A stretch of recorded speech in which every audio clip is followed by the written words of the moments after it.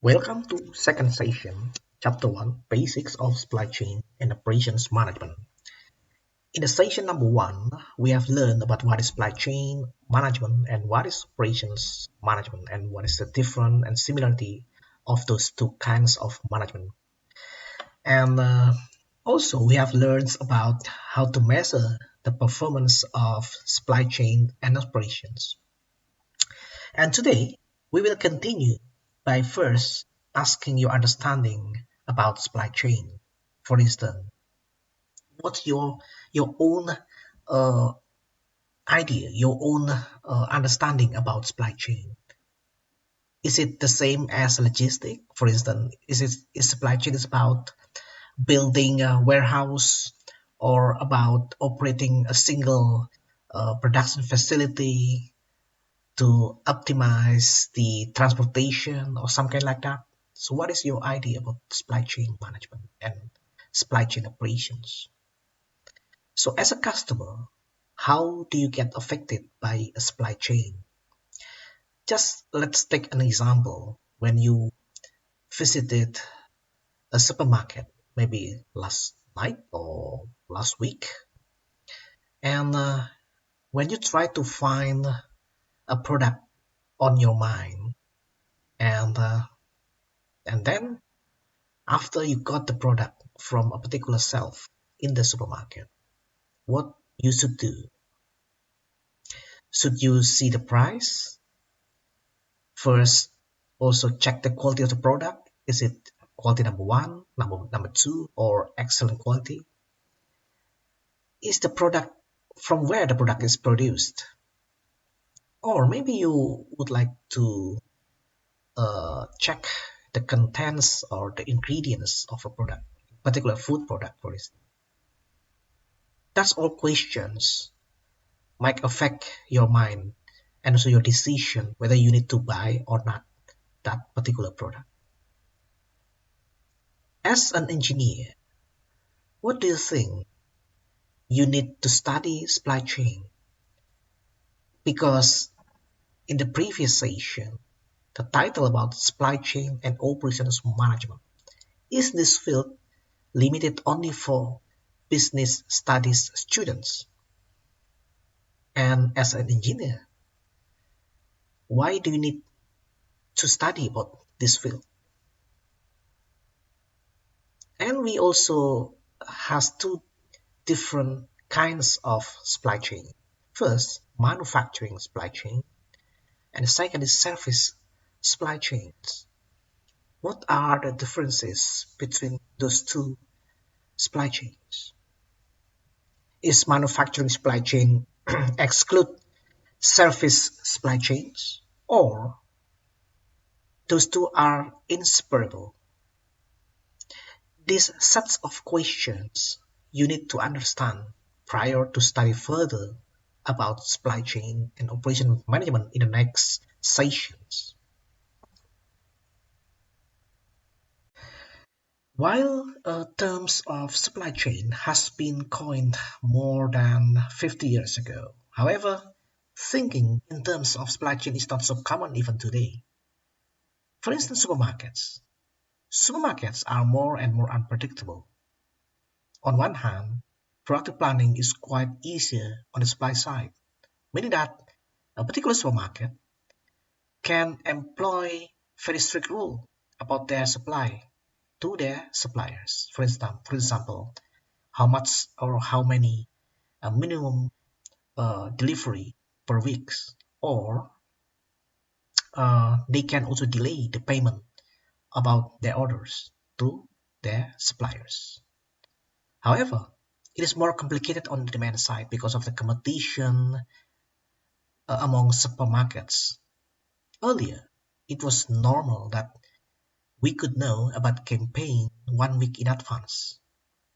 But today, we do not know anything. This is a voice coming from supermarket suppliers. They open the advertisement papers, meaning that they is the supermarket.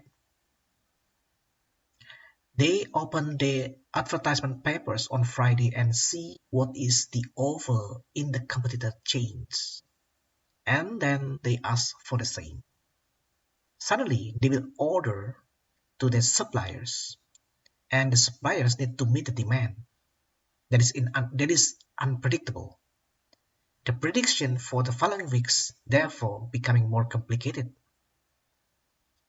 Supermarkets do not share as much information as earlier because they do not have trust to their suppliers.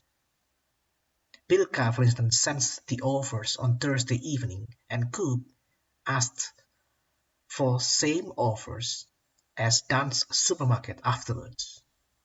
Therefore, agility is important. Can be supply agility or service agility. In this case, one thing very important in supply chain is missing, that is trust. Unwillingness to share information about the demand from supermarket to their suppliers. The same situation also happened in the UK. They can call today that they want 10,000 more than expected. So we just have to deliver.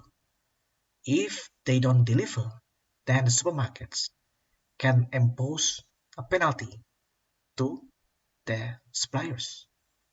We talk to customers every day and collaborate with them, but they live in kind of war against the other stores. So they do not tell more than necessary. So it's very difficult for the suppliers to predict demand. We get most point of sales data from Denmark or DK, some from UK, Italy, Germany, France, and they do not have anything. Meaning that only 20% of the actual demand are known by the supplier. In this case, supply chain and logistics of a leading food company in Denmark. So it is true that the business today do not know thinking in terms of supply chain.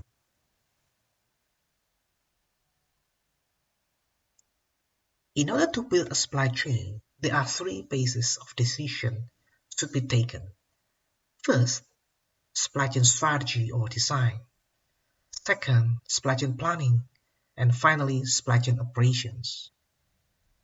We have three case studies to be presented in this session to show how to operate supply chain for manufacturing, for service, and maybe mix between manufacturing and service. Okay, now let's go for the first case study of Nike sourcing strategy in the integrated supply chain. A sourcing strategy is essential for Nike since the company's production and logistics strategy is based on outsourcing. So since its establishment, Nike has evolved into a global enterprise, providing trainers and sports garments to customers worldwide. Now the company has several brands, opening their business in more than 100 countries, employs thousands of staff, and possesses 100 sales and 65 administrative offices across the world. Nike owns 700 retail stores and works with 900 contracted factories, which manufacture a wide variety of products for Nike. And therefore, Nike is executing a long-term sourcing coordination strategy and streamlining in supply chain operations. In 2007, Nike began assessing the contract manufacturer base and undertaking a multi-year strategy in order to streamline supply chains to focus on a number of contract manufacturing groups. Build a strong and sustainable sourcing base for greater operational efficiencies and future growth. Identify subcontractors able to deliver best performance of products and innovation. And finally, align subcontractors in terms of Nike's corporate responsibility principles. So in this case, Nike has been shifting from a risk reduction focus, which devotes time and attention to the lowest factory performers, to a strategy that invests time and attention in strengthening relationships with the factory operating at the highest performance levels, meaning that there is a shifting from lean to agile supply chain. Therefore, Nike introduced new Manufacturing Index or MI in 2012. MI integrates scores from key performance areas into a single scoreboard, rating that groups factories as gold, silver, bronze, yellow, or red. Contract factories that are able to consistently exceed Nike requirements in the equally weighted areas of quality, cost, delivery, and sustainability, performance management, and show consistency, performance leadership in the industry will achieve a silver rating in the MI. Furthermore, contract factories that go beyond industry and are demonstrating innovation and benchmark performance within the broader manufacturing landscape will achieve gold. At minimum, factories in the Nike supply chain will be expected to achieve and sustain a bronze rating, indicating that factories can meet their baseline standards and can self-govern through integrated systems and a lean approach. TMI creates one overall score for each contract factory, enabling a consistent and comprehensive conversation about Nike's business with the factory. Nike develops incentives and sanctions based on MI ratings.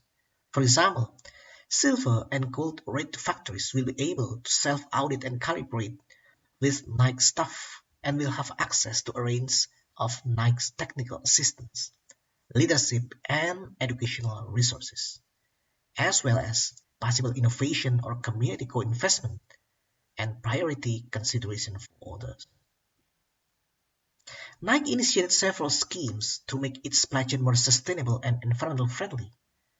Nike has set up Sustainable Manufacturing and Sourcing Sustainable, a new organizational structure within the company that brought together labor compliance, health, safety, and environment, lean manufacturing, human resource management, climate and energy, waste and water management.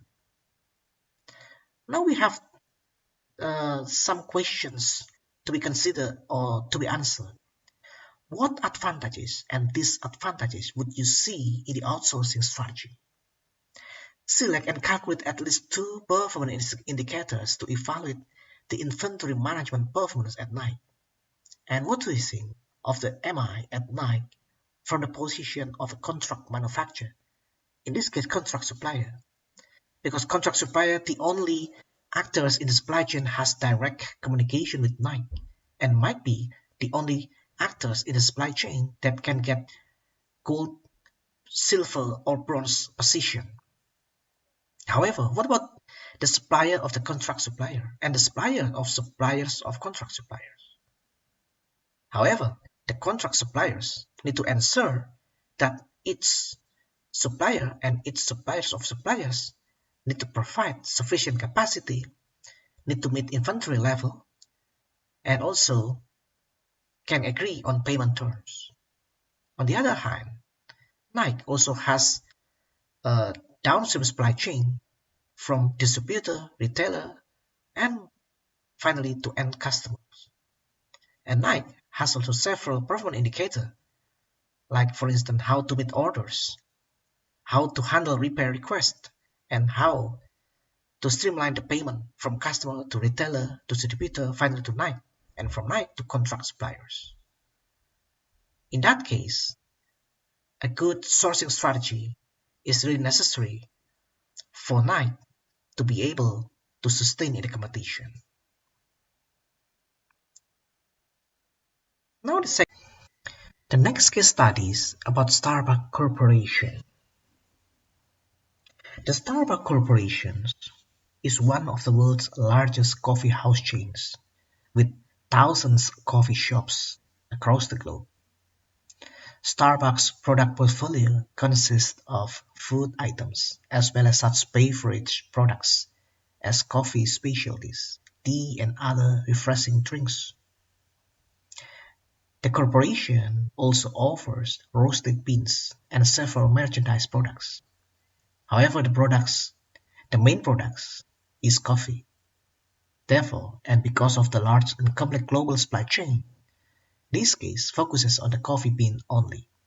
In particular, the company's production and sourcing strategy and its transportation networks are considered.